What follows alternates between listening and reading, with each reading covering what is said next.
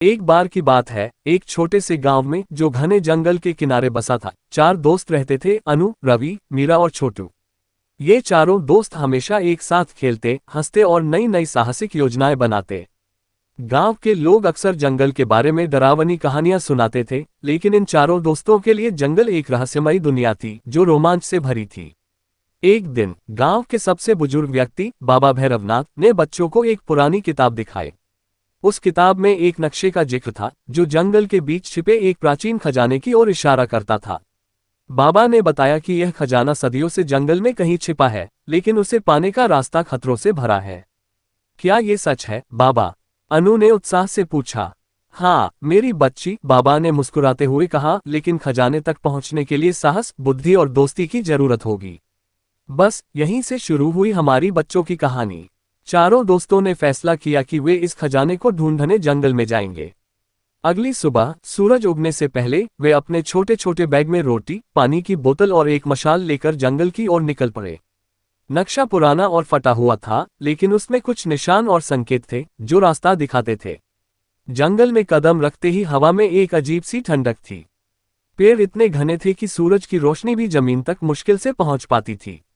रवि, जो सबसे नन्हा लेकिन सबसे नटखट था, ने कहा, यह जंगल तो जादुई लगता है।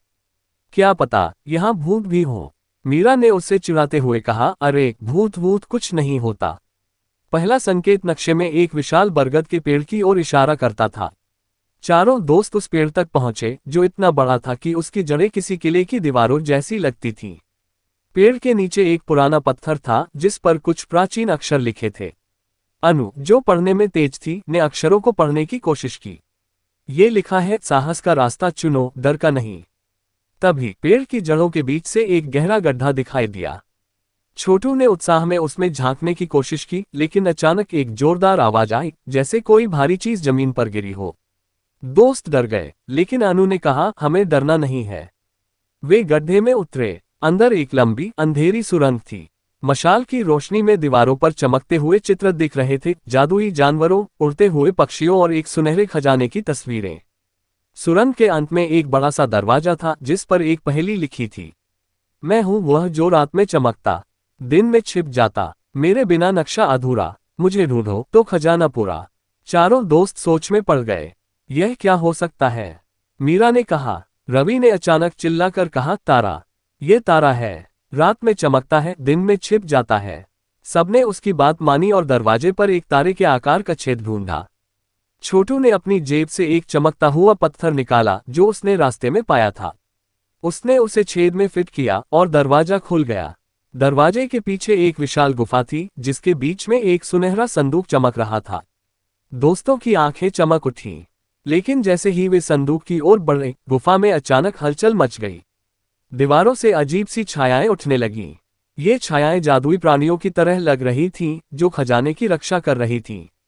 यह क्या है? छोटू डरते हुए बोला। शांत रहो, अनु ने कहा। तभी एक छाया ने मानव रूप लिया और बोली, तुमने यहाँ तक का रास्ता तय किया, लेकिन खजाना केवल वही ले सकता है जिसका दिल सच्चा हो। उसने एक सवाल पूछा, तुम खजाने का क्या करोगे? चारों दोस्त एक दूसरे की ओर देखने लगे। मीरा ने कहा, हम ये खजाना गांव वालों के लिए इस्तेमाल करेंगे, स्कूल बनाएंगे, गरीबों की मदद करेंगे। बाकी दोस्तों ने भी सहमति जताई। छाया मुस्कुराए और गायब हो गई। संदूक अपने आप खुल गया। अंदर सोने चांदी के सिक्के, हीरे जवाहरात और एक प्राचीन किताब थी। किताब में लिखा था कि असली खजाना दोस्ती और साहस है। चारों दोस्तों ने खजाना गांव लाकर बाबा भैरवनाथ को सौंप दिया। गांव में स्कूल बना, बच्चों के लिए खेल का मैदान बना और सभी खुशहाल हो गए। इस बच्चों की कहानी से हमें ये सीख मिलती है कि साहस, दोस्ती और सच्चाई से कोई भी मुश्किल रास्ता आसान हो सकता है।